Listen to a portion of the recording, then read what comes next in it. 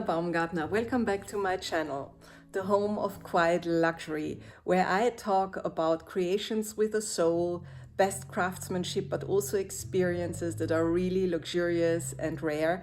And I hope that today I have an example of such an experience and such a place with a soul. I find it truly luxurious, and I interviewed the owners because I think they really know what luxury is, because they created this special atmosphere.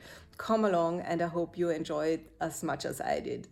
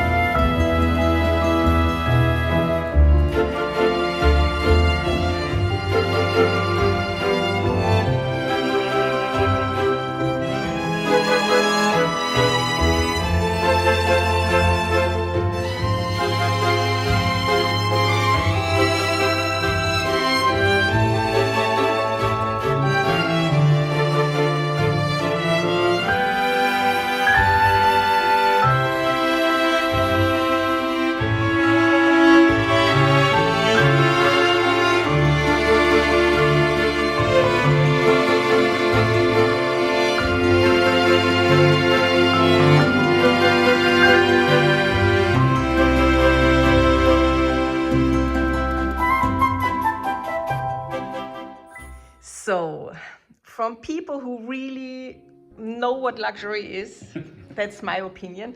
I mean, and who are châtelains, who own a chateau, and Yes. then us, normal people, we then think, okay, they live in pure luxury, and there's opulence. I mean, look around here, there's opulence, definitely. Yes. But I would like to know what your definition of luxury is. Well, it is certainly true, living in a chateau is quite luxurious. How many people do live in a chateau? That's true, yes. It is also a lot of work. And for us, luxury is, at the end of the day, sitting around or next to the fountain, which we installed, and it was a lot of work. And but sitting next to it, hearing the water, having our dogs around us, and having a glass of wine, and just thinking about what have we accomplished today, that is luxury. If you can sit back and reflect and enjoy what you've done, and the people and creatures that you love are around you, that is actual true luxury. Yeah, it is. And we don't realize it sometimes, that we actually, every day, we actually live in luxury. Just at the end of the day, the little things like, the beauty of the flowers and the gardens that we have here at the chateau, and the bird song, and things that are just the most beautiful things that we have here that we've never had anywhere else before. Not in this abundance. I mean, every year from April on, we have right across from us is our pond, and every year there is a couple of nightingales that have their nests there, and they sing all night long, starting about 10. That is phenomenal, and it is luxury that we can live in this environment. That we can have people here like you and our friends and guests from the United States and Australia, and we meet people that we would never have met if we wouldn't have bought the chateau and moved to France. And again, that in itself is a different kind of luxury. So kind of the buying the chateau was kind of the access to it, but in fact when you break it down, it's rather the serenity and adding up all the little things. Is that something one could say like that? That's true, and it's because we're trying to do things very much keeping with the historical value of the chateau. Yes. We are adding things to the chateau that are very luxury things, from the 18th century as well. But may I say something? This is, of course, then if you break it down to material, but first of all, you need to be able to detect and find those things and have the eye for it and the knowledge. And if I may say, it's not about the value of those things, it's about the soul that they bring to the place. That's true. Is true. Yes. And I wish I could say everything we bought was deliberate 18th century or 17th century. Very often we stumbled on something that we got by kind of no one else was bidding on it at an auction. And so therefore the mirror that's behind us is an original Louis XVI mirror. And it really wasn't that expensive, but then we had to restore it because someone spray painted it with gold over the... A sacrilege? Yes, don't do that, ever. And now it's actually quite valuable. And that is more of an accident. So it's not an accident. You added the value with your. You have really talents finding it was. Obviously. Sort of one of the fun and fantastic things about being here is that we get things like that, and then everything sort of evolves naturally. We're not deliberately making things happen. It's sort of like we run across something, and then that becomes a feature in the room that we didn't plan that it was going to, and then it's sort of like it's a stepping stone for building, other things. Is it? I think this is also, I watch some other channels like Homeworthy and so on, and I think very often I have heard some of the interior decorators saying, well, if you stumble over something really beautiful, and even if you have a small place and not a chateau, then buy it, because you will find a place, or it will find its place. Do you always know when you see something where you will put it? Is it always very... We have sometimes the silver table, as the English call this, is the brocante, the street brocante, and we know the dealer.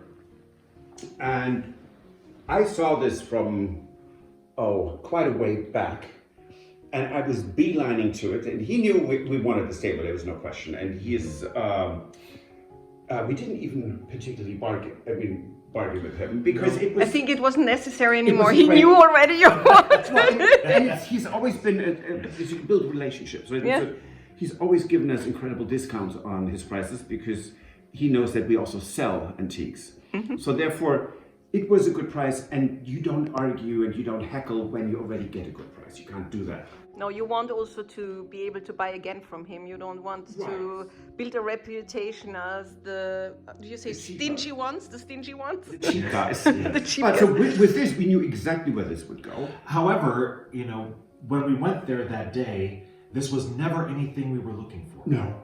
It just happened to be something that was there, and we saw it, and it was like, you know what? We could use that, and it's beautiful, and we should really get that. And that's true.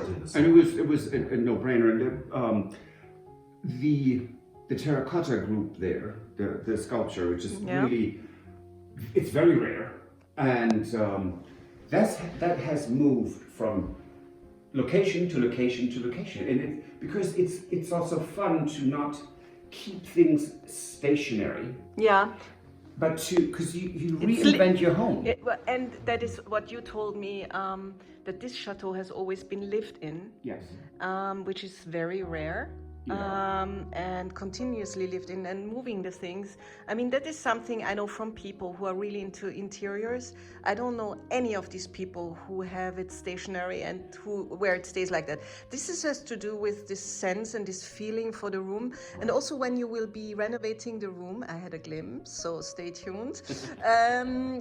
when you will be renovating the room will be beautiful, but it will be different. So you might Yes, be changing things and find out, okay, maybe we should move this or that, and you will Yes. reinvent it, kind And of. This was this wallpaper, which it's just paper, and it's very damaged. All the old wallpaper that we had to remove for multiple reasons, we kept so that we can document what was here before. And a lot of the original wallpapers, or many layers of wallpapers, were removed in 1986.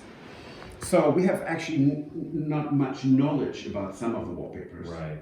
So this we know was probably from 1890 because it's Napoleon III. And I mean, with the fadings, and it's what goes up here is really quite phenomenal, and it's a historic wallpaper. It was a process to determine what do we do here. It was an option for us, or we thought about, got a suggestion that we should actually paint a sky on the ceiling. But we are a country chateau. That would be over the top. Grand ducal estate. It's not Versailles. No, or Vaux-le-Vicomte. I mean, there are chateaux in this region that are much larger than ours. And I'm not saying our chateau is small, because it isn't. But, so we already decided we will restore the ceiling and we'll paint it. Just one color, because we don't want to take away from the rest of the furniture that we are right now working on restoring and reupholstering.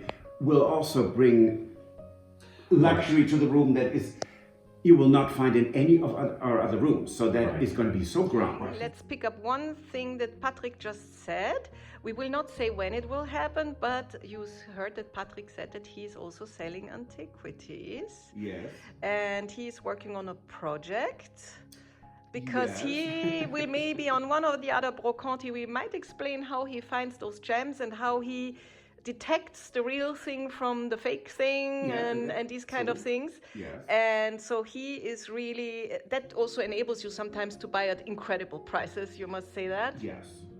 And so you might also cooperate with some designers who import to the US. Yes. So stay tuned until this comes into fruition. Yes. And it's exciting. And and you will share that always like little secrets on your channel, and that makes it so valuable. To share them, because it's and I started liking antiques and old things, I think I was 12. But you also had a shop in Germany selling British furniture. Yeah. That is true. That is actually true. And Stuart, with this artistic talent and all the paintings that you can do and the creation of the wallpapers, your photography, your filming, your editing, that many people who don't do it themselves, they don't know how much work and time goes into that. I mean, really, I wish you all the success, and I can't wait to come again and to see the progress, but I will follow on YouTube, obviously. You're just incredible, and if I may say, you are just like you're on video, and there's authenticity cannot be topped. Oh, thank you. Thank you.